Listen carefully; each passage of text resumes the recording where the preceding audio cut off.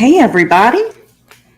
Welcome to our paranormal world. It's me, Monica, and my buddy Joe over here. What up?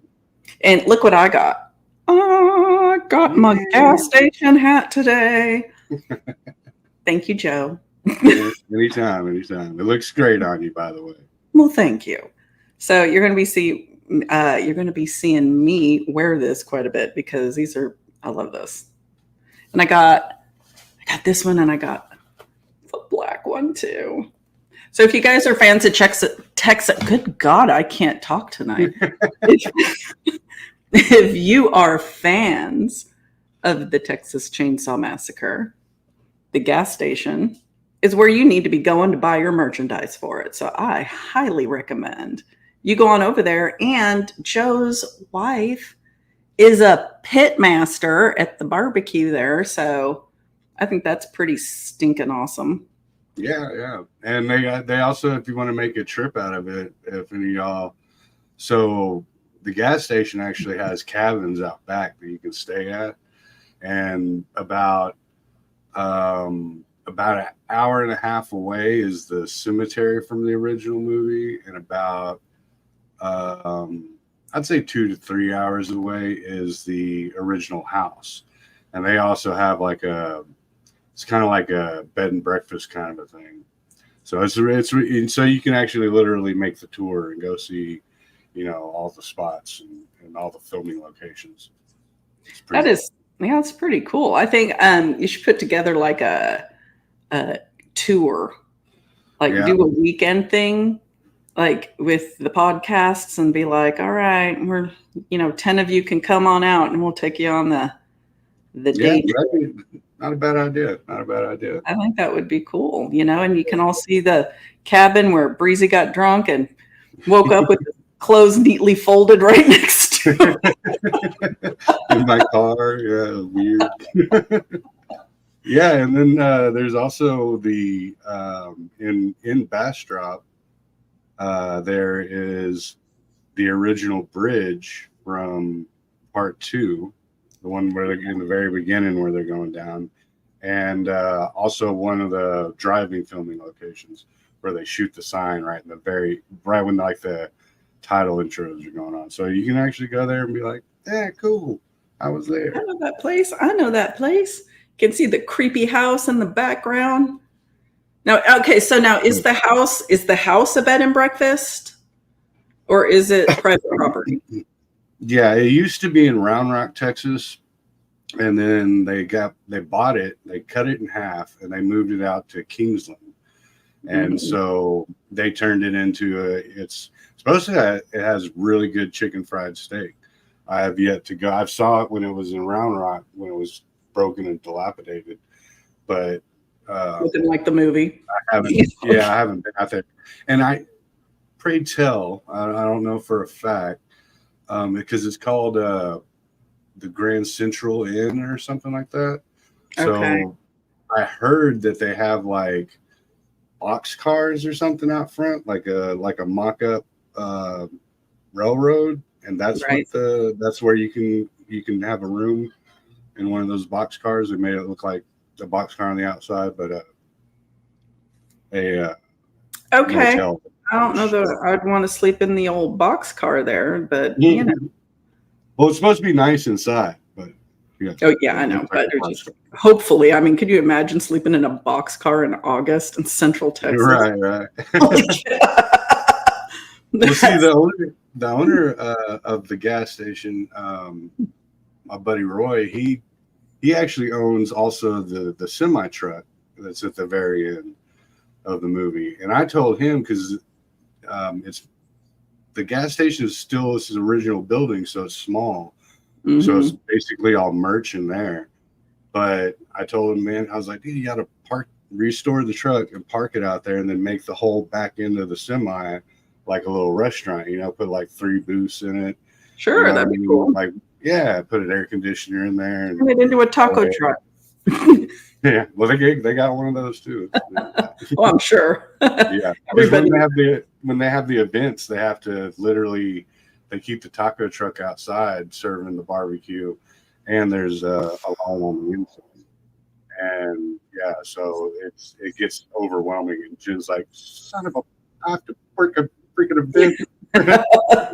12 12 briskets. It takes forever to cook barbecue too, like real barbecue. I'm not talking about the hot dogs on the grill out back. I mean, like genuine barbecue takes forever. Yeah. She literally starts the next day's barbecue at probably about 4 or 5 the day before, 4 or 5 in the afternoon. Oh, sure. Yeah, and they just let it sit on the pit overnight, make sure the fire's fed. And she comes back in, and then she does the trimming in the morning, and then starts serving. So. It's barbecue from the Texas Chainsaw Massacre. Absolutely. Ignore the leg and the arm on the wall. They actually have a shirt like that. It's just, it's like I forgot, We Slaughter Barbecue or something. It's got like the meat hooks with like a thigh and a leg and an arm. Yeah. And well, you know what they say? They say if you okay, so I heard this the other day that if you ate pork and then you ate people's cooked the same way, you wouldn't be able to tell the difference. And my immediate thought was, who did that taste test? Right. Yeah. Who's coming on saying, oh yeah, they taste the same. Deal is no big deal. Right. Yeah. Back in the day, I remember they came out when tofu was a big thing and new and upcoming. They're like, oh, in Japan or something, they made a tofu that tastes like human flesh. And I was like, how did they know? Yeah. Who did the script group on that one? Yeah, because that's kind of suspect right there. Yeah, I'm good with the long pork. You can keep it. I don't want to try it. So anyway, we're talking New Orleans tonight, y'all, because that is like one of my favorite cities. I just love it. Like New Orleans is my Vegas. Some people go to Vegas to party and have a good time. I go to New Orleans to party and have a good time. And in fact, speaking of partying and having a good time, we're going to be doing that in January. So Joe and I are just going to keep talking about it until it's like you guys are like, oh, it's January. Monica and Joe are in New Orleans. So yeah, the 17th through the 20th, you can come on out. We'll tell you where we'll be hanging out each night, and we can all just have a good old time. Maybe meet in the cemetery during the day, take a tour, do a couple of things, but we're going to have a good time with that. Yeah, but tonight, we're going to be talking about all the folklore and the stories and whatnot that go on with New Orleans, because there are just so many. There are so many. And there's one, actually, I'm going to put Joe on the spot first. There is one that I really wasn't very aware of until Joe had mentioned it to me, and I kind of looked into it. So he's going to talk about it because he knows it a little better than I do. And that is Count Saint Germain, who claimed when he was alive back in the 1700s, I believe, to be an immortal at that point. And there are people that knew him. So he was an actual person that lived at that time anyway. And he was described as being very unique for the period, to say the least. Yeah, and there was one account, and one of the German prince at the time, and I blanked on his name, of course, because I do that. But he said, he's very unusual, he's odd, and the Prince of Wales had this like incredible fascination with him and was trying to look into him, but he could never satisfy his curiosity on the guy because the guy was such a unique figure. So anyway, the basic thing is, he pops up in New Orleans, this Count Saint Germain. He claims to be the same Comte Saint Germain from a while back. And people are seeing him today still, which is interesting. So Joe is going to give us the rundown on that one. Yeah. So yeah, it was in 1902. Dude pops into New Orleans and claiming to be Jacques Saint Germain, and he said he was a descendant of Count Saint Germain. and he like rose to the hierarchies of the political world and the lavish and the the big dogs, the who's who of New Orleans. And he would host these like really lavish parties and stuff, and at night. And they said that they always ordered their food in. There was no food actually made at his spot. And he would usher in ladies of the night to, entertain, the high and mighties, Like they and do. and they would party, and he was like the man to throw the parties. They said they never saw him drink or eat, which they found odd, but they just kind of found him as a weird dude anyway. He had a vast knowledge of history. Almost, and they said that he talked about it almost like he was there. He had mad jewels and diamonds and like huge, like really in a rich aristocrat. We're doing well with our speaking tonight. Yeah. I haven't had enough rum. That's the problem. But yeah, so long story short, the on this section of his life, um, one night after after one of the parties, everybody had left, and if I remember it exactly right, the neighbors that were catty corner to where because he lived at a corner house. Mm-hmm. And the neighbors that were catty corner came out to hearing this woman screaming, and they said that she was on the second floor balcony, which is long rail balcony. It's not like just a little balcony that spans both sides of the house. So that she was running around screaming on it and asking for help, and he came out, out there, and he was like basically chasing her down, and she said, F it, and she jumped over the railing, breaking her legs. And they said that he went back inside. They got her to the closest hospital. I forgot the name of the hospital, but it's like not even a couple blocks away. They went, picked her up, said that she had a big bite mark on her neck. Mm-hmm. She was bleeding profusely. She ended up passing away a few days later. The police go investigate, right? And he's like, nah, man, I'm drunk. I don't know what y'all are talking about, dude. I've been sleeping. Don't be bugging me with this crap, And so he's like kind of telling him, like, I know who you are. Y'all know what I know about y'all. Just leave me alone. You know what I mean? And he said, look, I know if y'all need a statement, fine. I'm just really toasted right now. I'll be by in the morning. I'll give you my statement, whatever. And so they're like, all right, well, we know you ain't, And so they split, and then shortly after, another neighbor heard people going in and out of his house, or in and out, I guess. Mm-hmm. And they said that he had luggage with him, and he went, I forget which direction, south or whatever, on the street. And they said that he wasn't running, that he was actually basically floating or flying about 6 to 8 inches off the ground. Now, that would be something to be noticed. Yeah, you'd think, and so whenever the next day, whenever the police show up, they go and the doors open, so they would just walk right in. None of his personal stuff, like his jewels and all that, none of that's there, but everything else is like, untouched, left out furniture, nothing, Right. It's all in place. And they end up going to the pantry or the kitchen, and there's no kitchenware at all. So he didn't have like pots and pans and stuff like that. But they do find a pantry in the kitchen that has bottles of what they thought was wine in it.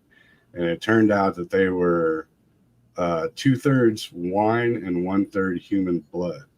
Now, how they figured that out in 1900, I think this was so he showed up in New Orleans in 1902. I think this is in like I want to say not even 10 years later.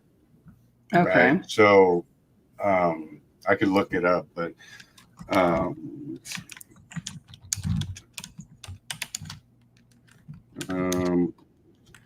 I'll stall out too long if I try to look it up. But so I can look it up. right on. So yeah, so it goes back to this other dude, Saint Germain, Count Saint Germain.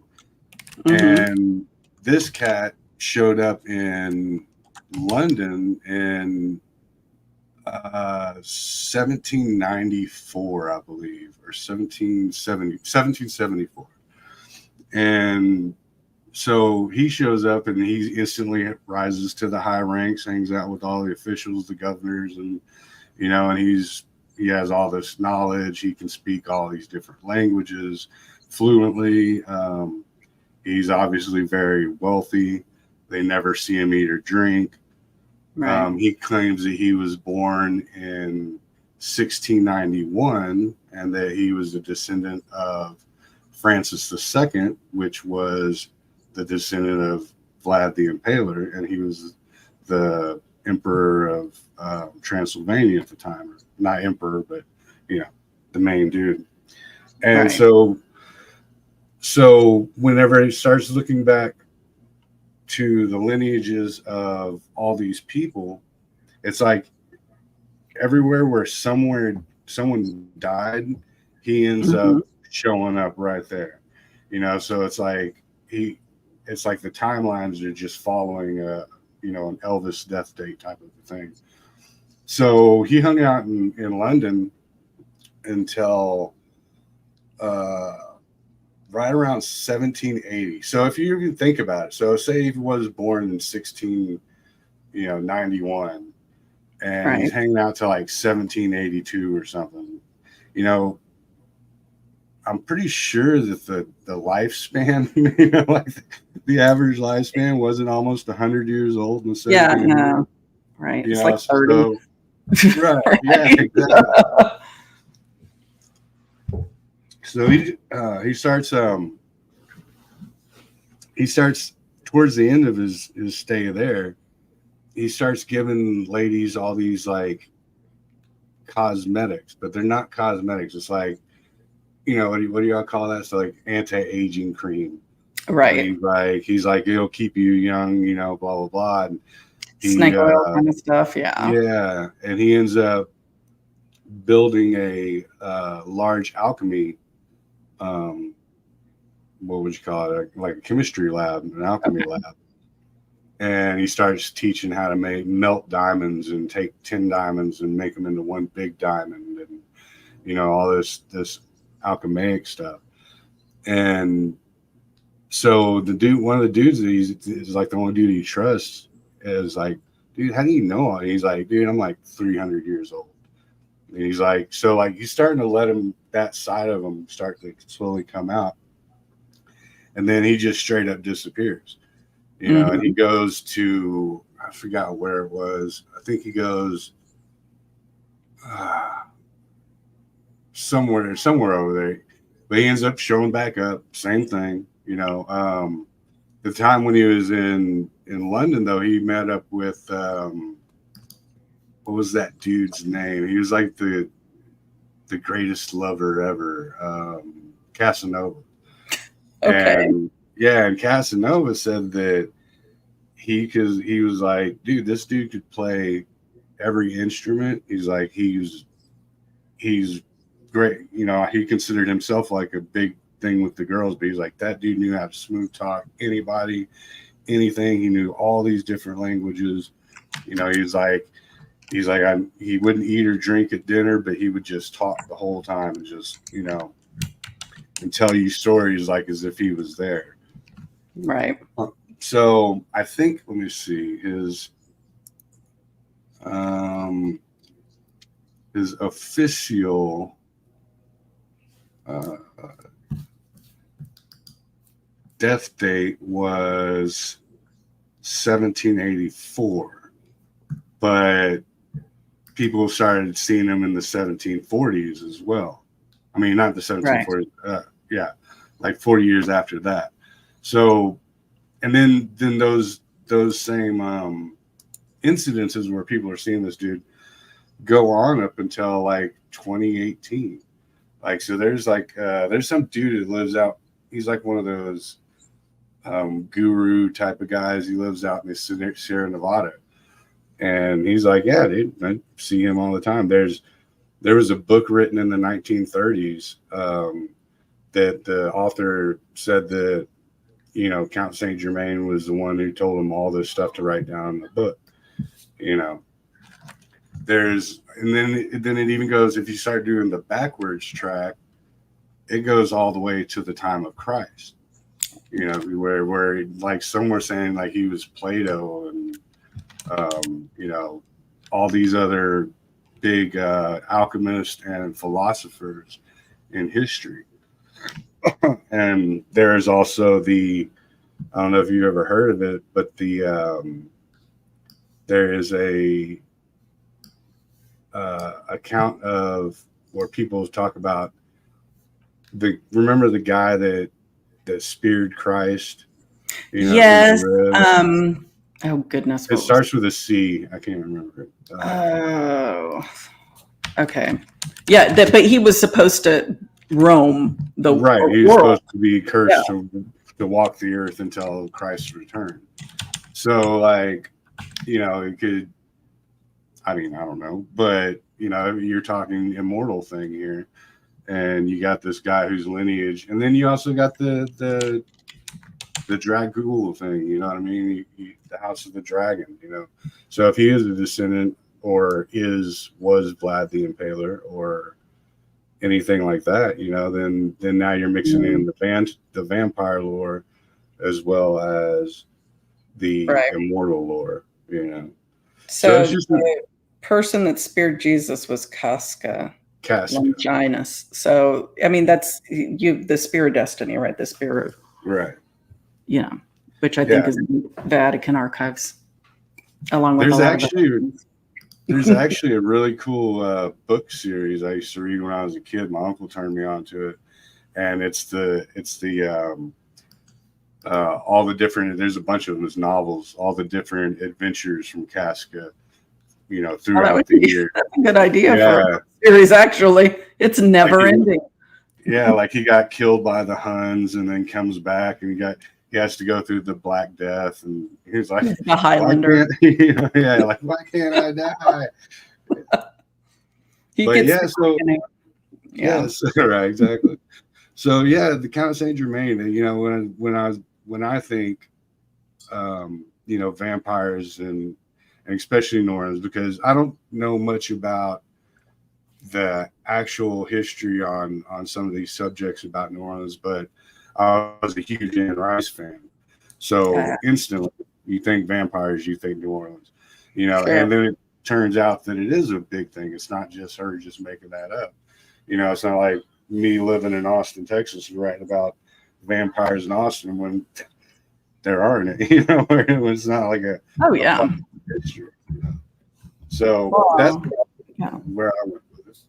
And that's pretty cool. And so when I was looking into Saint Germain, I found that there was this dude in the 70s who claimed to be him. And there's a picture of this guy, and he looks a lot like the paintings. Like he looks a lot like the paintings. But you know, we've all seen those Civil War photos that look like you know, like Keanu Reeves and Nick Cage and freaking Tom Cruise. You know, we've seen all those. So I think, you know, people over the years like tend to look similar, right? And apparently I look like a lot of people because at least once or twice a year I have somebody that I either just met or don't know go, you look really familiar. Do I know you? I don't know these people from Adam, and I'm nobody. And I'm like, I just got the face that looks like somebody's friend from insert place here. Like I look international, I guess, because I've heard every continent. So it's interesting. So I mean, just I the always fact. get Jonathan Davis from Korn, especially when I was younger. People were like, "Dude, you look just like Jonathan Davis from Korn." You Shut. kind of do. You kind of do. Um, I always got, oh God, I wish this actress's name, Catherine Bell. Everybody thinks, like, if you see me in person, for the longest time, they thought I looked like Catherine Bell. And in fact, a friend of mine emailed my husband the other day and said, "Oh, you got to check out this show at like or movie or whatever." He goes, "You know, when I watched it, I thought it was Em at first. I had to do like a double take. I was like, did she get on something?" I was like, "That's quite flattering, thank you." Sweet. Right? To look like anybody, I guess, especially Right? I look like your bank account. yes, I would like that. So yeah, so New Orleans is full of crazy, stories like that. And one of the stories that I always was just really fascinated with, and it is a story because I have read articles where people are saying, "Oh yes, this is true." I've read articles where people are saying, "Oh no, that's a load of hooey. It's not true." But that is the Sultan House massacre. Are you familiar with that one? No, I am not, and I am intrigued. So in the mid 1800s, this foreigner shows up in New Orleans claiming to be a sultan, right? And he's got with him a whole entourage, like the entire entourage you would expect from a sultan. He's got the bodyguards, he's got the harem, he's got the, just the whole circus is in town. And he is living in this home down, I know it's on Dauphine and I can't remember the cross street, but anyway, it's part of my ghost tour that will be going on while we're there. But he's there and he's throwing parties, he's living this lavish life. He's not being low key, right? He's throwing some wild parties. And of course, this is interesting to the people of New Orleans. So, this is a scene they're not used to. They're used to parties, but not these crazy, exotic parties that are going on. So, he's a pretty popular guy. What era is this? Like, are we what years? I think we're in the quarter. What era or area? Era. Mid 1800s. Okay. So like 1850-ish, we'll say. Just getting my visualization on. Sure. And he's throwing all these parties, not being low key at all, right? He becomes quite popular, and it's very common to hear, music and laughing and, general merriment coming from this dude's home. And it's a 3-story Greek revival house. And so it's not small. Well, it's got a whole entourage and it can't be small. And then one morning, this man's walking his dog down Dauphine.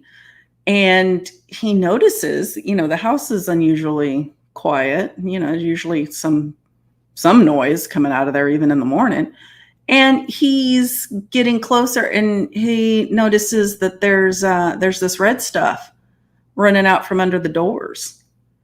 And so he calls the cops, and the cops show up and promptly make their entrance.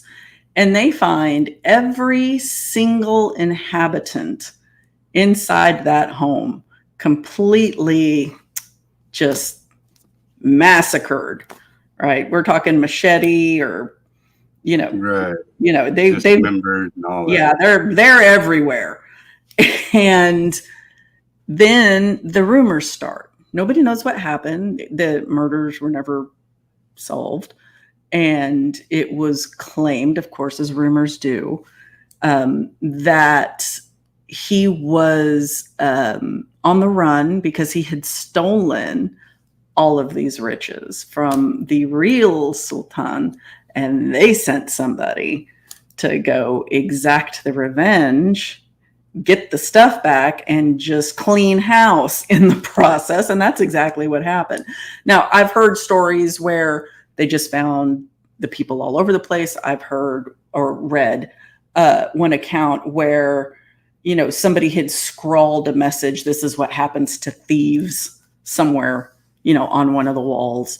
But this is the story of the Sultan's house. And I have the address of it, and it's one that we're going to be making a stop on Monica's drunk ass ghost tour that we will be taking while we are in New Orleans. Yeah. Yeah. Wow. So he was amongst the deceased as well. Oh, yeah.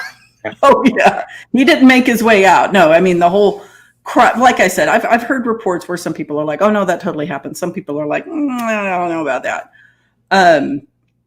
I didn't see any news articles about it.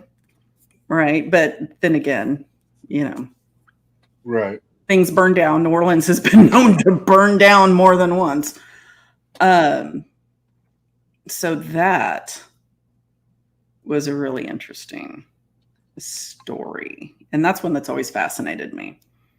And the other one, Okay, no, go ahead. I was just going to move right on if you had a question about it. I was gonna say, what do you know about this one or that one? Go ahead. Well, I mean, the other one that interested me was the Casket girls. That's what I was gonna ask. See? Yeah. We're right here. Yeah, they're right there. Same wavelength. So yeah, the Casket girls are a really interesting story, right? Because these girls were shipped over, and I'm going to have to look this up. I did it right before the show to try to get my dates right, because I always want to say 1800s, but I want to say it was actually earlier than that. So yeah, so in 1728 is when they were claimed to have come to the port of New Orleans. And so what it was, okay, so back then, New Orleans was a frontierish kind of town, right? Populated by France. And they had a bunch of dudes out here and not a lot of ladies, and they were griping to France. I mean, there's no women here. we would really like to see some. So what France did, supposedly, is get these girls that were, the story I heard is the girls were orphans or just didn't have a whole lot of prospects in France. So they packed these little chickadees up and promptly shipped them to New Orleans to be brides for the men that were griping about not having ladies here. Like mail order bride type thing. Kind of, yeah. I think you get a little, you get to pick what you want with the mail order brides now. But back then it's just, here's the latest shipment, which is terrible, but that's what they did. So these girls, these young ladies arrived. And when they arrived, they were holed up in St. Ursuline's convent, right? The Ursuline convent. And what people thought was particular when the girls arrived was how pale they were. They didn't look like the cream of the crop. They looked a little sickly. They were a little pale. And what was very concerning was that they were carrying these trunks with them that looked a lot like caskets.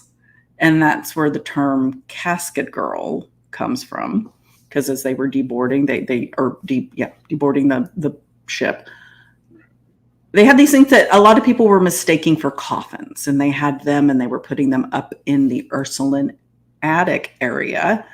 And that is where the casket girls start in. A lot of people say they brought the vampires over with them in these caskets.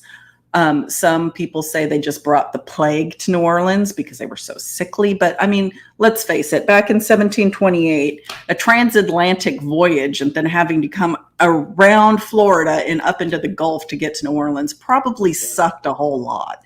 And yeah, I can't imagine anybody was looking too healthy coming off of that. Yeah, that's definitely nearly challenging. Yeah, scurvy is real, people. Scurvy is real. Yar. It's real. And anyway, so that's where this rumor for the casket girls came from. And What I heard from a local when I was in New Orleans many moons ago, I was talking to a local and they were telling me the story about the vampires that live up in the attic at Ursuline. And they think that the vampires are from, this person thought that the vampires were from the Casket girls, and they never left. And I've heard all kinds of accounts of the attic windows opening at night and people claiming to see these humanoid figures, vampires, we assume, crawling like, a la Dracula, like up the side of the wall and onto the roof and taken off into the night from the attic of the Ursuline convent. And if you visit New Orleans and you take a tour, you can just walk by the convent. The very first time I stayed in New Orleans, my hotel was actually on the same street as a convent. Like if I walked out the front doors and like 50 feet to the left, the convent was right there.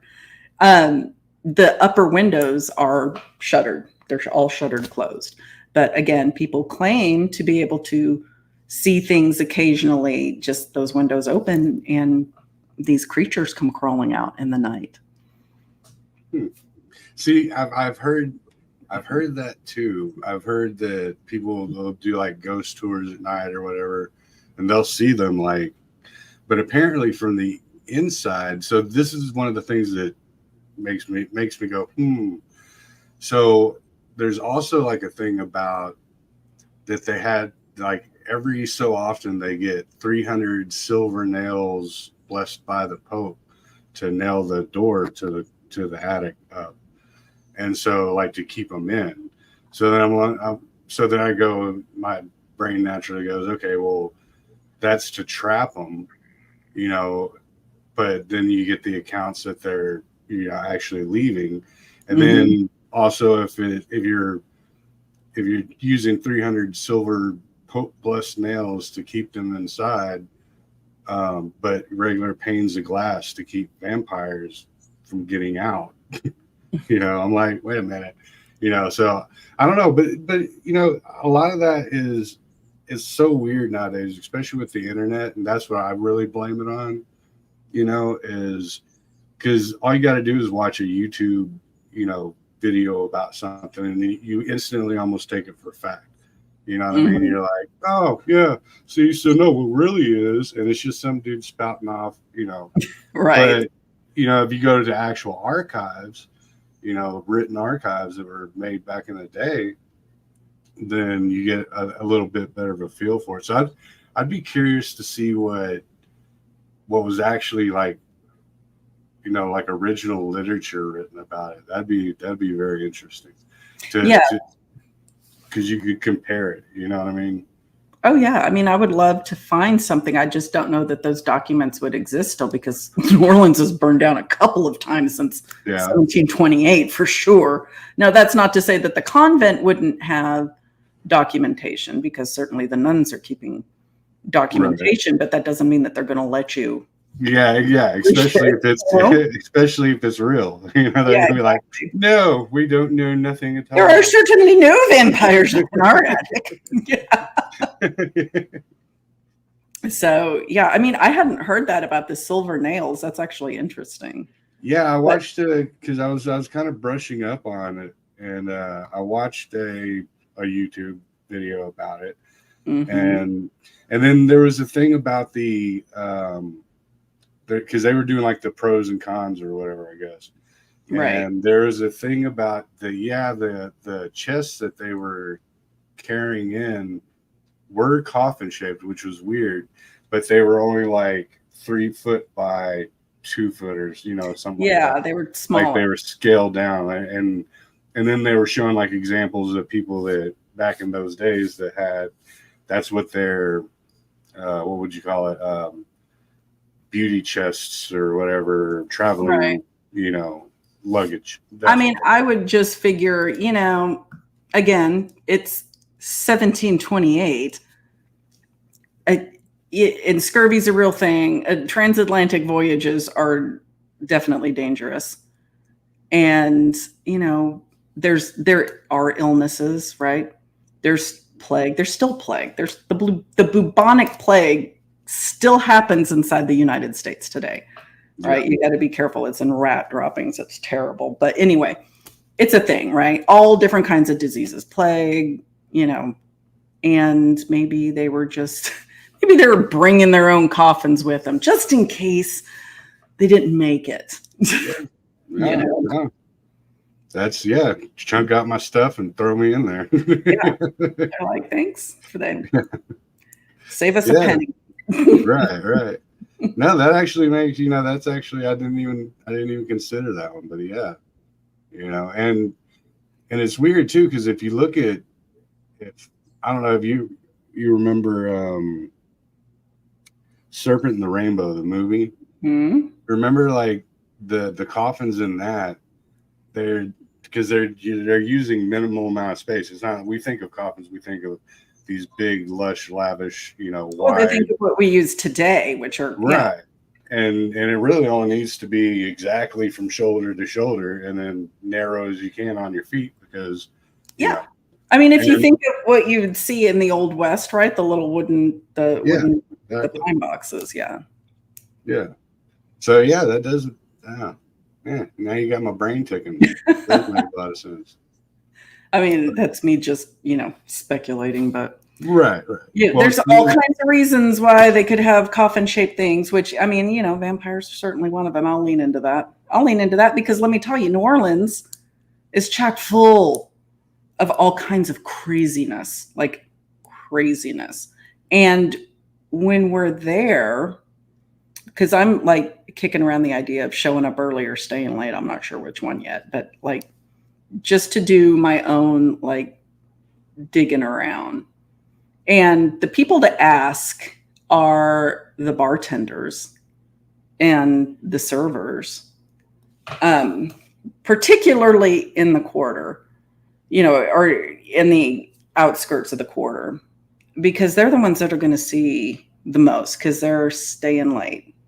Right. They're getting off in weird hours. They're going to be seeing some weirdness, and there are a lot of stories of people running into who they believe are vampires, like on Frenchman Street, over in Treme, like in the quarter, in the Garden District, like all over the city. Now, and when you think of New Orleans, I think most people think of the French Quarter, but that's just like one little nugget, right? That's just Storyville. That's just one little area of a very big city. And I don't advise just wandering off willy-nilly because it's a very dangerous city if you're, not cautious. But, the quarter definitely has its stories. The Garden District has its stories. Treme, Frenchman Street, all that surrounding area, Marigny. You get some interesting stories, right? And I'm just very curious what everybody has to say, because it's not all vampires. It's not all vampires and ghosts. There's real voodoo. There's real things going on there. And you can have a good time, but you got to be cautious too. Yeah, absolutely. Yeah, because you wandered down the wrong. I know New Orleans back in, what was it, the late 90s. And it was, that was when it was the unaliving capital of the world. And, but I went there to party, and that's what everybody goes there for. Yeah. But I mean, I wasn't into the lore of it, but but on the same aspect, when it comes to certain cities, certain states, even, you will find like this an abnormal commonality of the lore that goes on there.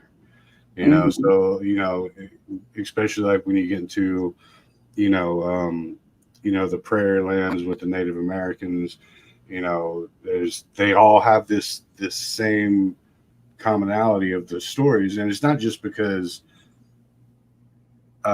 they make it up and that's what they know. There's a reason why like Oregon is Sasquatch country and Texas is Dogman country, because people that see all this stuff go, hey man, I was just cutting through and I saw this freaking, and all those stories add up and add up and add up. And before you know it, it has this big common piece to it. So it's not like just necessarily natives, saying the same things over and over.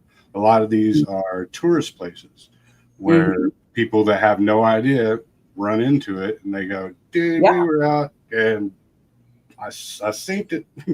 I synced it with my own eyes. Yeah. And on TikTok right now, it's interesting that there's this whole trend. I would call it a trend because, one person says something, their video goes viral and everybody starts chiming in with their related story. And they're talking about New Orleans vampires and specifically energy vampires. And the video that went viral was from an Uber driver. And just to tell the short version of it, she picked up a fare and the lady told her where to go. And she said, she was very pleasant. She wasn't scary or weird or anything, but she was talking to her in a very calm tone, right? Not too forceful, not too sweet, but just a very calm, just everything's going to be okay. Don't worry about anything. And I think she might have actually said that to this driver. She said, you don't need to be afraid of me. And then she leaned forward and touched her shoulder. And the lady doesn't remember anything after that. She said that she was clearly driving because she was in a different location, but this woman, they were at the end of the ride. And when she started to get her senses back and the woman was about to exit the car and she said, what did you do to me? And she said, I just took a little bit of your energy. I just needed it, but you're going to be okay. And she gets out of the car and walks off. And this lady's like, what the F? she was like, yeah, that's like, she goes, I can't remember anything. And she said it was like 10 minutes. It was like a 10-minute. It wasn't a long drive. I mean, it could have been maybe 20 minutes, but I mean, it wasn't a vast amount of time. But she said, she goes, I believe that was a vampire. Yeah. And I've heard so many stories from friends. I mean, not just, reading them online, or I've had friends, that would frequent the quarter. I have one friend whose aunt and uncle own a condo on Bourbon Street, right? Like down towards the residential end. And he used to go there a lot. And he would tell me, he's like, man, Monica, he goes, I'm telling you, there's energy vampires everywhere. And back then, like way back in the day, they used to hang out at Lafitte's bar over on Bourbon Street.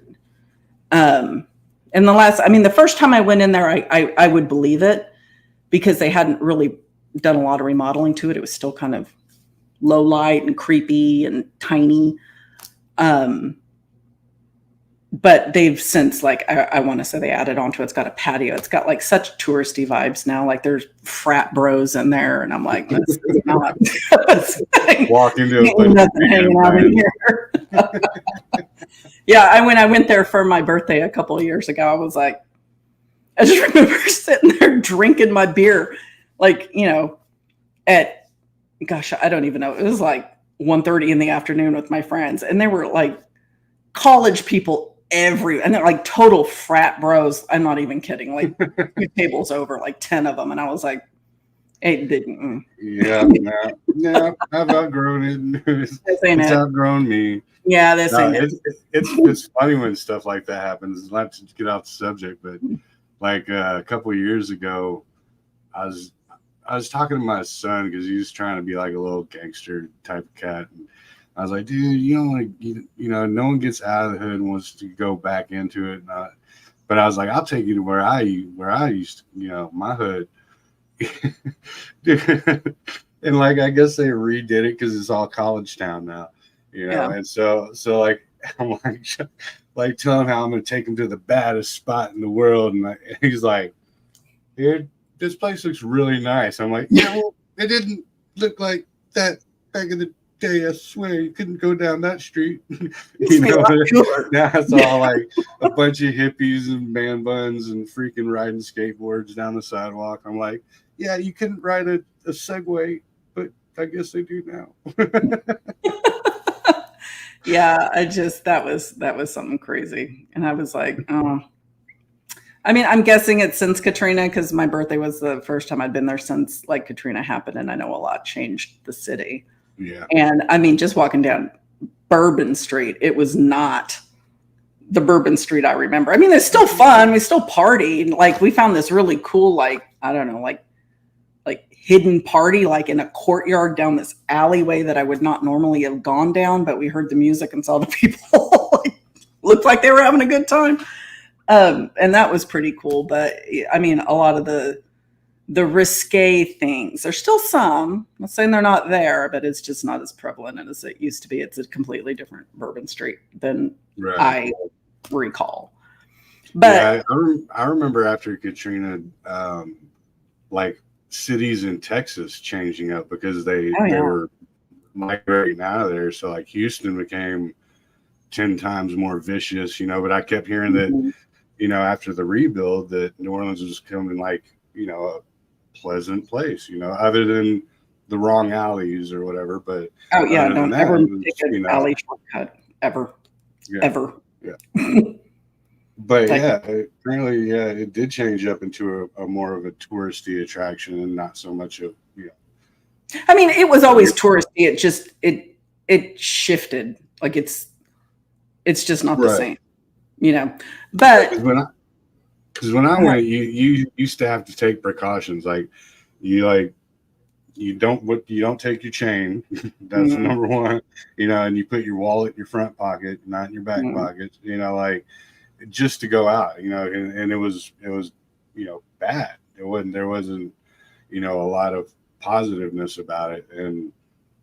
But apparently afterwards, I haven't been since. But we'll find out in January. I'm curious to see how it's we're gonna I'll take you entirely because went into Bourbon Street used to be okay. So this is what it was.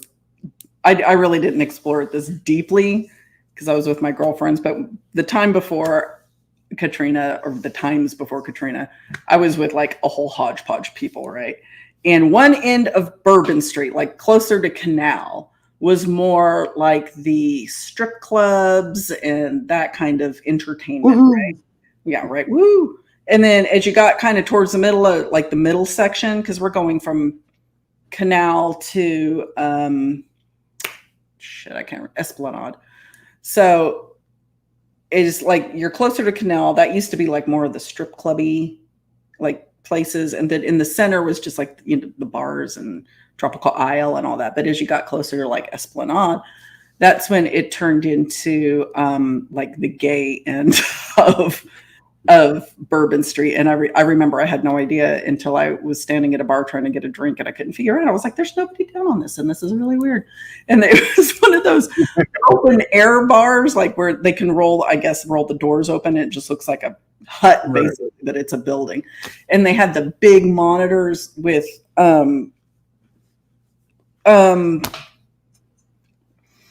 do I say this and not get banned on YouTube? They had some entertaining videos on the TV that I wasn't expecting to see. Let me put it that way.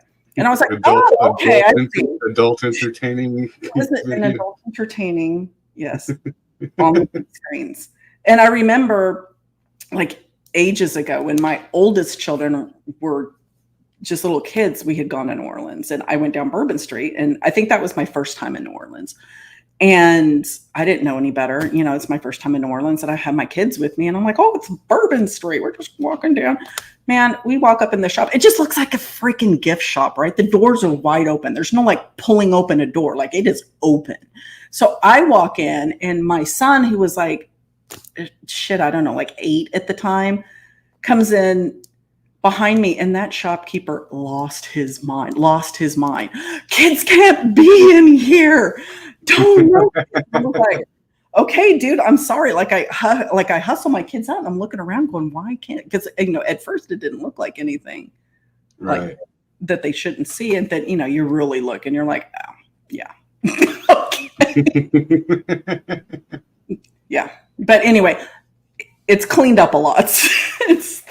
So it's not that New Orleans anymore, or Bourbon Street anyway. I mean, I'm not saying it doesn't exist, but it's not like it used to be.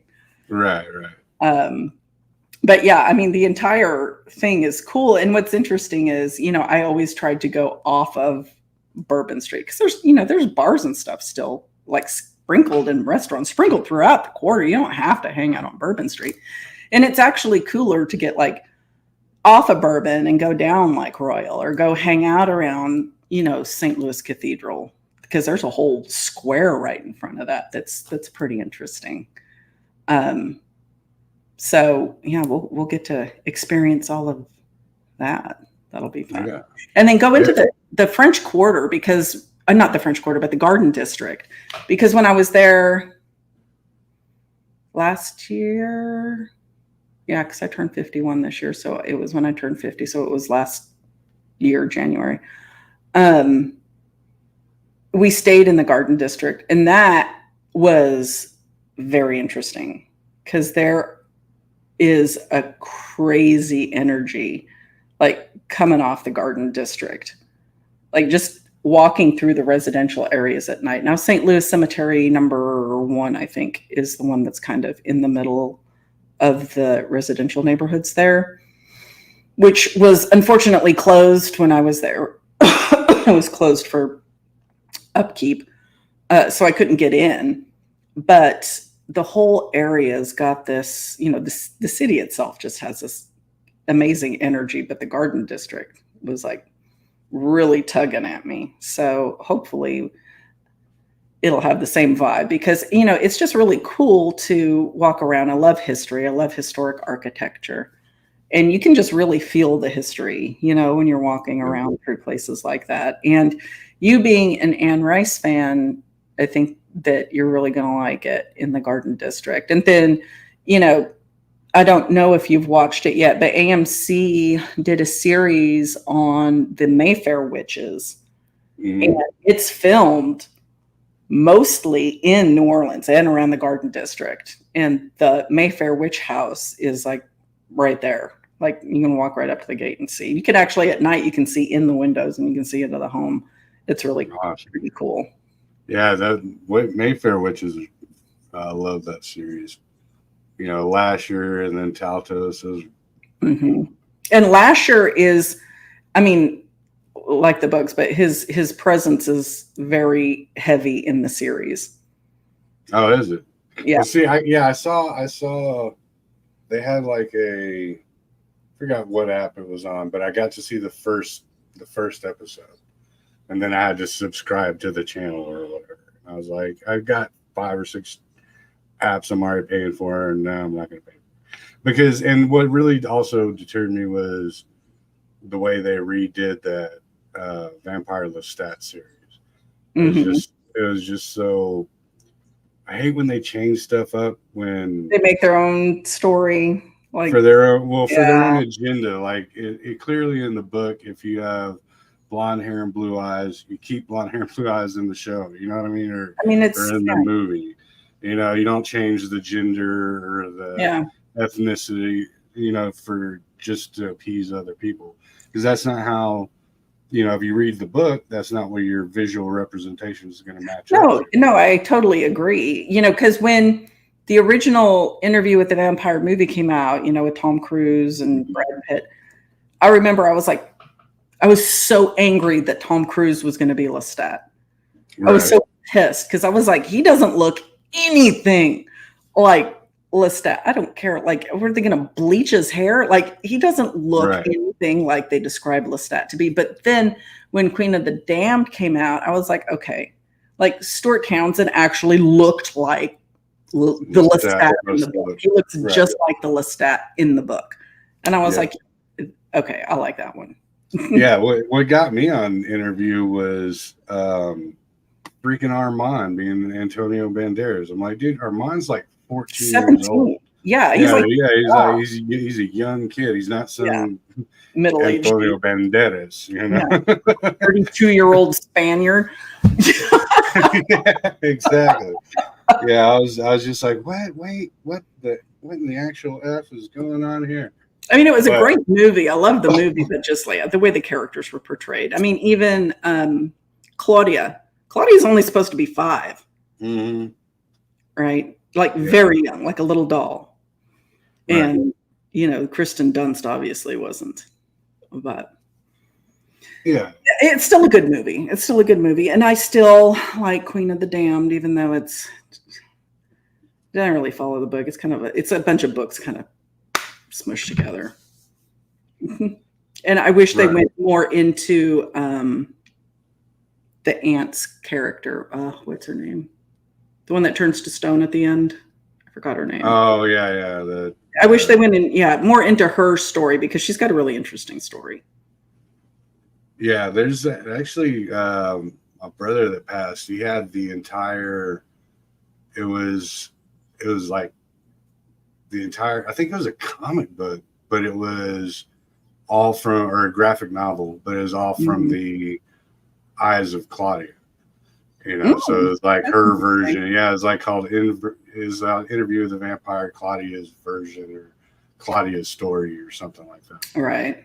Oh, you want to get off on graphic novel? This has nothing to do with New Orleans or Anne Rice, but okay. So Constantine, the original movie, Yeah. it's entertaining, and I love Keanu Reeves, but he is not John Constantine. Keanu Reeves does not look like friggin' John Constantine. All right. But the TV series, that dude, that is Constantine. That Because is he's like totally blonde hair, blonde short hair, and yeah, like doesn't a he have like punk an guy, and English, he's British. yeah, Yeah. British accent or English Yeah. And accent? he doesn't wear all black. He's got like a camel covered like trench coat, that he wears most of the time. Yeah. Oh God, that pissed me off. I hate, yeah, because what it does is if you've already imagined it and read the book or done anything like that, this goes for anything really. It's just it twists it all up, and you can't find the connection. You know what I mean? It's like Yeah. that disconnect hits, and it's just I weird. mean, yeah. I mean, and I like the movie Constantine, but I just remember like the first time I saw it, I was like, that is not John. That's Keanu Reeves playing Right. like I don't know an alternate universe version of John Constantine. Like he doesn't have a British accent. He doesn't have blonde spike. He's got the attitude. He's got Yeah. the attitude. But I mean, they don't go into him like in his like guilt for his friend's daughter going to hell. Like it's like okay, it's an entertaining movie still. But just not to. I know we're off track a little bit, but the dude that plays Satan on the movie, Yeah. that was like one of the best portrayals of Satan. Oh man, isn't it? I've seen it. It's just freaking awesome. So another movie that you have to see if you haven't seen it is The Prophecy, right? With the war in heaven. You talking about not the bear? This is the war in heaven with Christopher Walken. Christopher Walken in it. Yeah. That is the best portrayal of Satan that I've ever seen, like Lucifer. So Viggo Mortensen plays Lucifer, and he's a damn good looking dude, right? And let's be real, Lucifer's not ugly, right? He doesn't have the horns and everything, and I mean, so the Lucifer and Constantine is freaking awesome, and but the Lucifer in The Prophecy, I was like, oh yeah, that's a devil. I have to revisit it because I watched the first. I watched them all the way through They lost me after part 3, and I haven't gone back and revisited. And probably I don't watch if the movie's good enough, it ends well enough. I'm not watching the sequels because then it just ruins it for me. I think I saw 2 and I was like, yep, no, I'm out. We're gonna pretend like that never happened. Yeah. I've done that. But yeah, so Viggo Mortensen, I just remember him because he's dressed all in black. Still, I mean, he looks human, good looking guy, got his hair slicked back. He's wearing a trench overcoat, and he comes to them, right? Because they're trying to defeat Gabriel, and he's telling them how to do it. And I just remember him, being helpful, but also being like just bitingly evil at the same time. And then at the end, where he's trying to talk them into coming with him, he's like, I love you so much. I love you so much. I love you more than Jesus. I mean, just the way he said it. I'll have to revisit that probably after this. I'll check it out. Yeah, check it out. Yeah, I haven't. Yeah, I love that. There and I'm like, I know I've probably watched it multiple times, but my brain's like, pouring a gallon of tequila into a shot glass. Some spills over. Yeah, I mean, yeah. So anybody that hasn't seen that, please go just go watch it. It's an awesome movie. I love it. Like, that is probably one of my top 10 favorite movies is The Prophecy. Just movies in general. Heck yeah. So let's see. So New Orleans, we've got all this going on. When I was there last time, I took a swamp tour. Actually, I took an airboat tour. That was pretty freaking sweet. What the hell is an airboat? You don't know what an airboat is?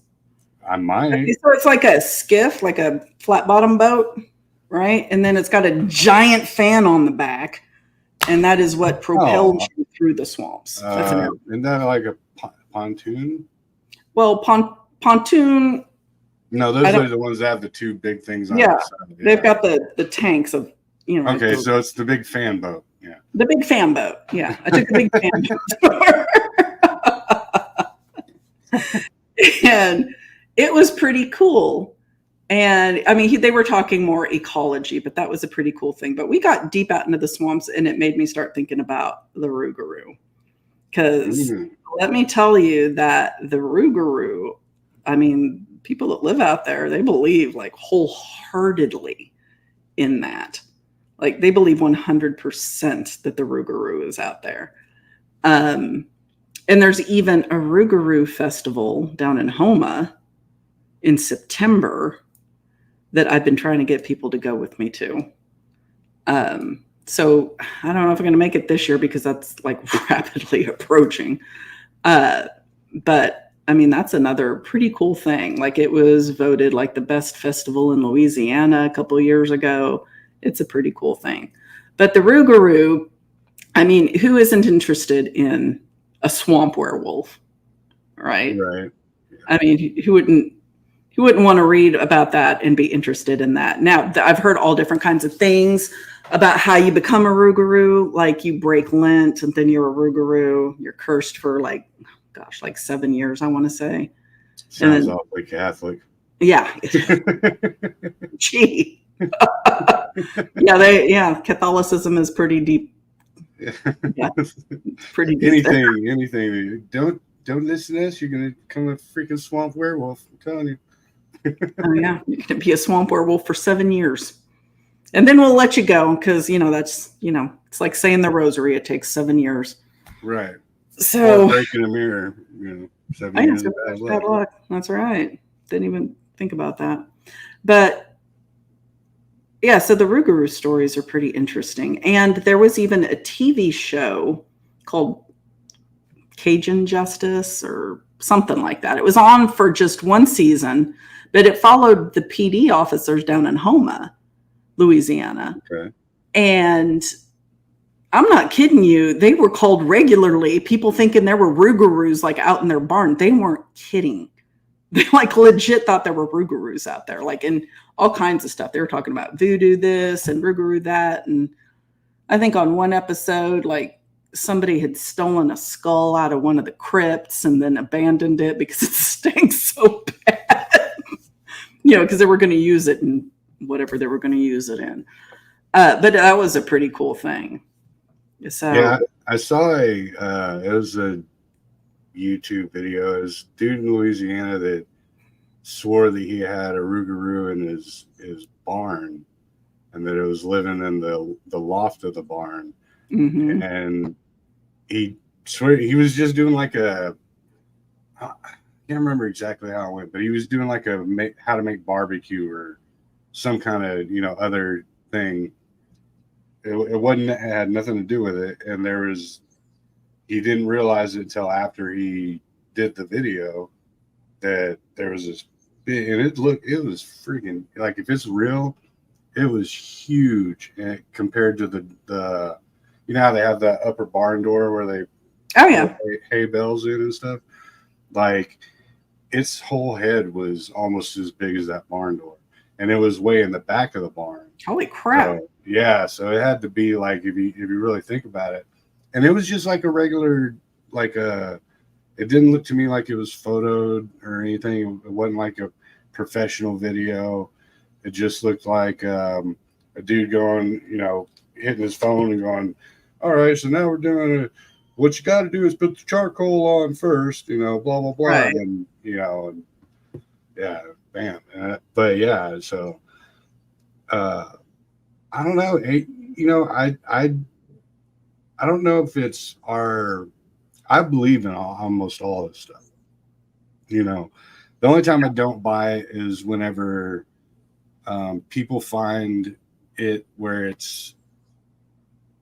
they go, look at this, but it's so hard to see that you really got to stretch your mind to see what they're pointing out at. I think you got to circle it. Yeah, exactly. With it yeah, and you got to pull the little thing and be like, see, that's where the nose is, and that's where the eye. Yes. Then I'm like, I believe you see it.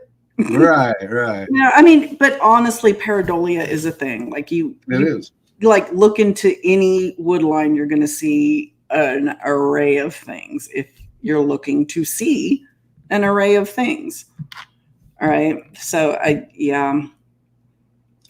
mean, if it's got to be circled and you got to point it out to me and say this is what it is, then I don't buy it. And if it's not clear as day, you can't convince me that. I mean, I can say, yes, I see something there, but that doesn't mean that there's something there. So right. Don't try to convince me of it, please. So do you know so does the Rougarou predate like the French colonization or anything like that? Do you know how far it goes back? No, because Rougarou it's Cajun, right? So Cajun is just, we all know what Cajun is. It's a mixture of things, right? So what it is the loup-garou from the French fur traders, right? Okay. So what it is just like a bastardization of the word loup-garou. Gotcha. Right? And they call it Rougarou. And it's a werewolf. And the long and the short of it, it's werewolf. Right. But I mean, that's not to say that there weren't maybe some crazy stories like from the indigenous inhabitants of the area, but I haven't heard those. I've only heard the Cajun ones, right, that are associated with the breaking of Lent and, all the things that curse you to become the Rougarou. But Dogman is a thing. And I think that that's been around for a hot minute. So, that goes all the way back to Anubis. Oh, yeah. So do I think there was something there? Yeah, probably. There's probably like freaking. It's freaking swampland. There's everything you've never seen is out there, because if you've seen it, it ate you. It ate you. It ate you. Yeah. But the swamp is no joke. I mean, like I believe there's a lot of stuff. Like, you get deep in there, and there's all kinds of things that you don't want to know about. You don't want to see and want to know about. Mm-hmm. One of my favorite stories that is probably fictional, just because of the source I have learned, was the Dogman Island story. That fascinated me. Right, where somebody went looking for it. They'd heard stories about it, and they were going around to all these different towns trying to, I'll tell you who it's from, like, after the show. I don't want to say their name here. But they went around looking for it, got to this one town in Louisiana got around that this dude was, trying to find out where these things might be if they're there. And this kid walks up to him while he's, having breakfast one morning. He's like, "Hey, I know where they are. I can tell you where to go, but you're going to have to pay me for it." And, the kid tried to extort him for like hundreds of dollars. And the dude's like, "Dude, I'll give you like $50 or something." Right. Anyway, he ends up getting the location. He rents a boat, goes out there. And he's like, "Okay, well, whatever." And I want to say the kid was like, get out of there before the sun goes down. Like, you can be there, it's fine, whatever. But when the sun goes down, you got to be. If I were you, I'd be long gone. Right. So he finds the coordinates. He goes out there, finds this island, walks around. He finds the big dog tracks and everything. And he's like, "Oh, okay, well, it's kind of weird." So he gets off the island, kind of scoots his way down the channel a little bit and drops anchor. Well, as the sun's going down, apparently all these boats come tearing ass out of the swamp, right? They're running by this island, and they're all like looking at him like he's nuts because he's just sitting there. And finally, oh gosh, he sees them. He hears them and sees them, and then he sees them come up on the island, and they realize he's there. And they get in the water and start swimming towards him. And he's trying to pull up anchor, brick, whatever it is he's got weighing him down. And he realized he had drifted closer to the island than he had thought he had because all the wake from the boats cruising by. And anyway, long story short, he starts the motor, gets hell out of there, but he can see these things swimming towards him in the water, right? He sees them come off the island, like get into the water and start coming towards him. He gets out of there, turns the boat in, gets in his vehicle, and drives straight home and doesn't stop until he gets home, like 2 or 3 states away, however far it was. So that story always interested me. But again, the source makes me think, I can't say that that's like a legit story or not.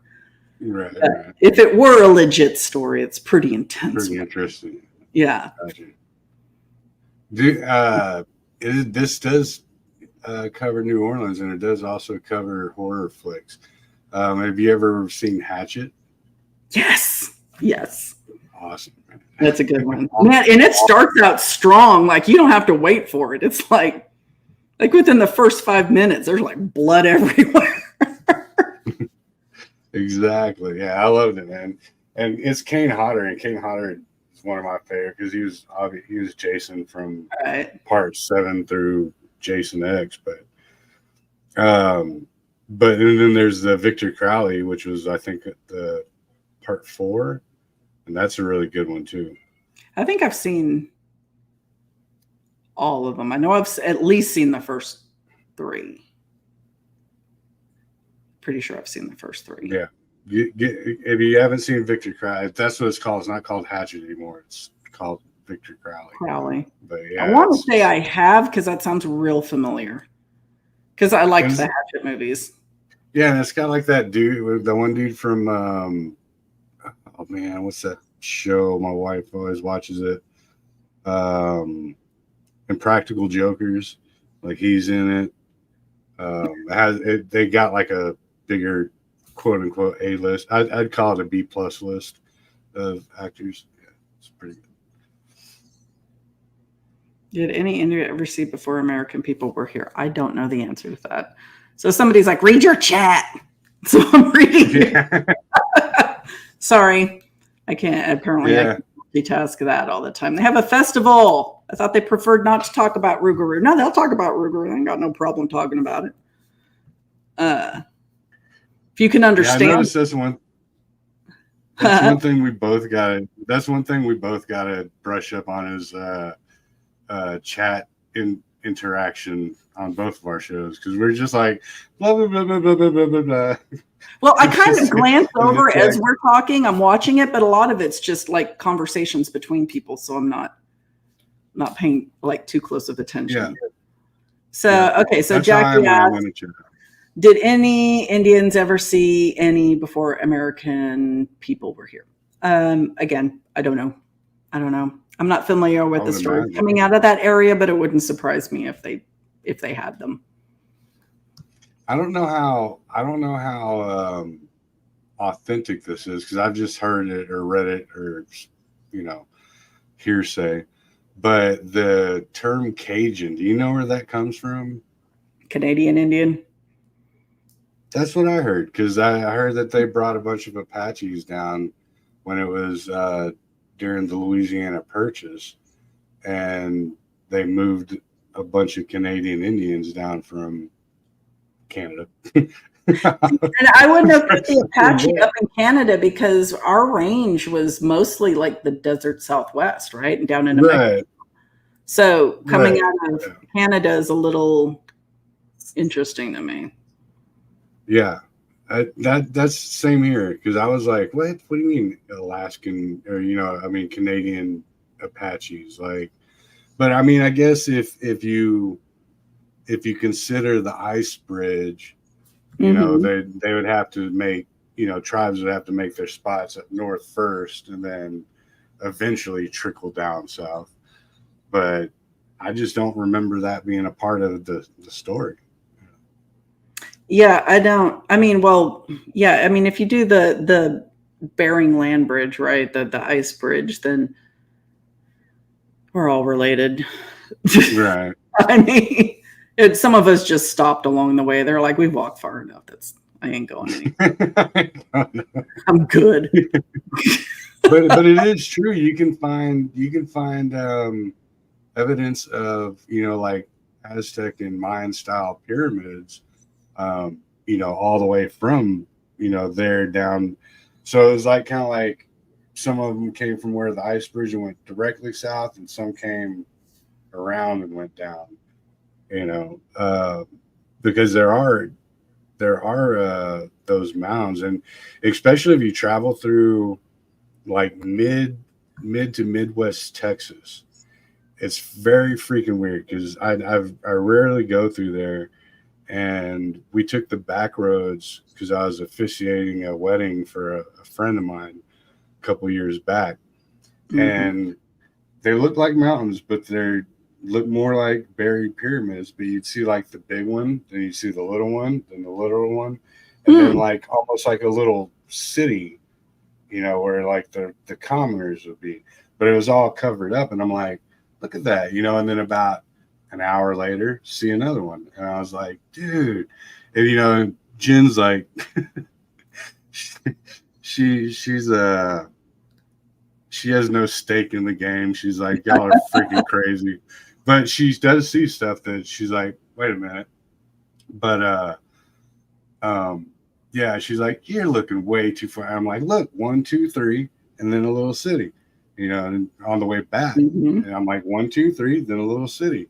And she's like, I don't know. I think you've just been watching too much PRT. What are you talking about? There is no such thing. Right.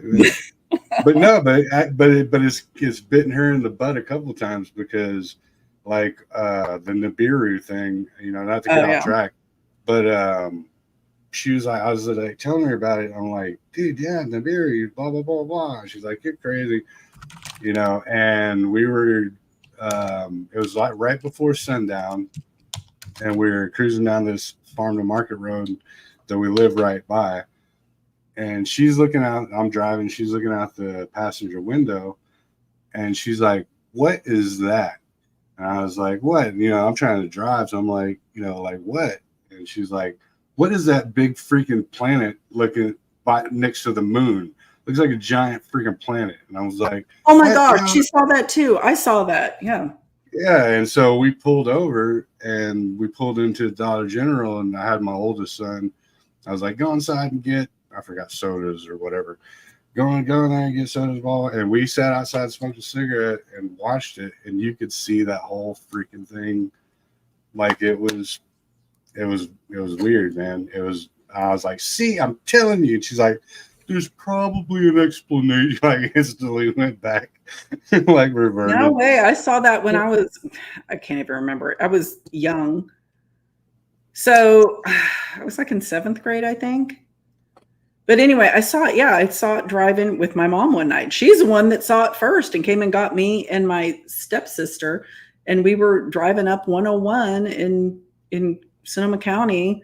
We were driving from Petaluma. We were going to Guerneville, so we got to go up 101, and we were coming up on the Katati grade, which anybody in the area knows what that is. Anyway, you're coming up 101. It's hilly anyway, but this is particularly, hilly hill. And the highway 101's cut like right into it. So it obscures your view. But as we were coming towards it, it's pretty flat coming out of Petaluma, coming towards that.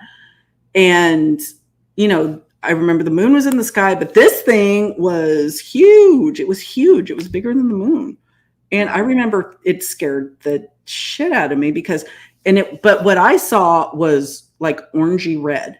It wasn't like, and I remember seeing craters on it, but It was huge. And I remember freaking out because I was like, is the planet going to hit us? Like, I couldn't figure, like, I thought like another planet was going to, like, it scared the crap out of me seeing it. And we got to the grade and it obscured the part of the sky that this thing was in. And when we came out over it, it was gone. And I saw it. My stepsister saw it. My mom, my stepdad saw it. Like the car full of people saw it. I remember we were in a VW bus. I had those big windshields and I was like up front, like, holy shit, looking out the window. Yeah, no, I saw that, and I saw that one big crater in the middle, and then whenever, like, of course, my curious brain the next day, I'm like, looking at pictures of Nibiru or whatever, Planet X, whatever you want to call it, and I'm like, dude, there's that giant crater, and like I came back home after work, and I'm like, Jen, check this out, see, watch this, and she's like, yeah, I don't know. I think maybe we were just seeing. And I'm like, man, you already reverted like back to your logical side, and you're like out of the paranormal world. But right, yeah, it's So Mickey wants to do a horror movie show soon. Well, we're gonna Yeah, Memorial weekend. We're gonna do one on Labor Day. Labor Day. Sorry. Yeah, we're gonna do a day drinking. First Monday it's when we go back to school. The day after. Yeah, when we went back to school, my kid starts this Wednesday. Yeah, I know, it's freaking stupid. Let's see, Labor Day 2024 is September 2nd. All right, so yeah, September 2nd, because everyone will have off of work. There shouldn't be any excuses. So it should be that weekend. Yeah. So we can do that Sunday since I'll have Monday off. Yeah. And that's your Sunday is your Saturday, isn't it? Sunday is my Friday. Okay. So, but I get off at like 7. So we can go live right after that. Okay. And also we're going to be doing these the Friday Fright Night, like tomorrow we're going to be doing it, and that covers everything 80s, so I'm sure we'll touch in and out on that too, old horror flicks and stuff like that. Yeah, we can go more into all the cool obscure movies, and maybe I'll remember the one that I told you to see, but I can't. Right. I cannot recall. So I told Joe to see something. He's like, what was that movie you asked me to watch? And I was like, dude, I don't. My ADD took me over. I don't know what the hell I said. Squirrel. Squirrel. So, but yeah, I mean, especially on my channel, we'll touch in on all that kind of stuff because we're, on mine, we're kind of all over the place. Like last week, I did want to get more 80s and stuff, but we trail off like we do. So I'm going to try to, I don't know, more pinpoint or focal, get more focal on all the stuff that went down back then. I mean, we did touch in on it, and but I really want to make that like the, home field advantage. Okay. So to speak. Because I there's a bunch of points that I wanted to bring up, like just in generalization, how the world worked back then, and how we saw stuff. Like, I don't know. It was just such a different time that And all of us have kidnapping stories. Yeah, it deserves this attention. Yeah, we did do the kidnapping stuff in the milk crates and or milk cartons and all that. But yeah, so we're gonna do that tomorrow. I mean, and we'll touch down on a little bit of everything, 80s and 90s, and from just what it was like to be a child before everybody had a phone in their hand and everybody was in your business. And they were in your business. Don't get me wrong. They were definitely in your business. It's like three-way calling. Not as thoroughly as they are currently. Yeah. Can you imagine, though? I mean, you can save the bulk of the conversation for tomorrow night, but could you imagine like the shit we did if we had phones back then? Like people were documenting. Oh, dude. Good God. Yeah. If cameras were everywhere like they are nowadays, oh, dude. Like we could have done half the stuff we did. Like I wouldn't have gotten away with anything. Exactly. Yeah. And not only that, but if you had it like in a time capsule, that'd be the only way that kids these days would even believe that we're not bullshitting. We're actually doing.